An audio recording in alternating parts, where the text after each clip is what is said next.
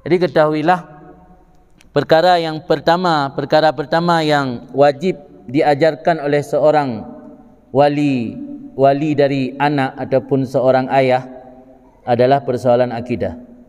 Oleh salah seorang ulama yang bernama Imam Subuki dalam kitab Mu'idun Ni'am, beliau menulis fa awwalu ma yata'ayyanu 'alal aba al-fahsu 'ala aqidati muallimi abnaihim.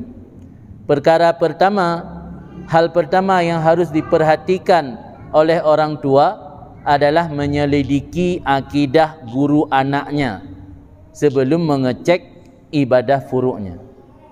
Jadi ketika kita mengantarkan anak ke sebuah lembaga pendidikan, cek dulu akidah gurunya. Jangan yang kita cek furu'.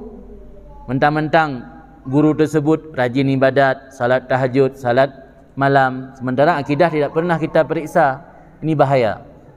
3 tahun anak kita antar di pondok tersebut, pulang dia sudah mulai mensyirik-syirikkan amalan kita. Ini akibat keteledoran orang tua tidak memeriksa akidah calon guru anaknya.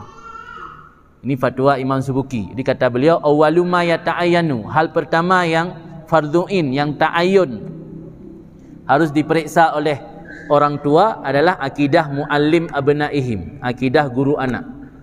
Inilah kenapa penting persoalan akidah.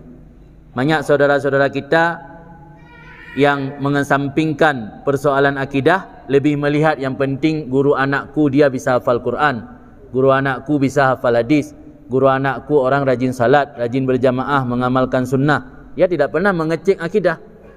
3 tahun dia belajar di tempat guru tersebut, pulang sudah mulai menyesatkan orang tua. Apapun amalia orang tua dia sesatkan, dia syirikkan. Amalan amalia kakek-kakeknya dulu semua disesatkan. Ini akibat keteledoran tidak pernah memeriksa akidah calon guru anak kita.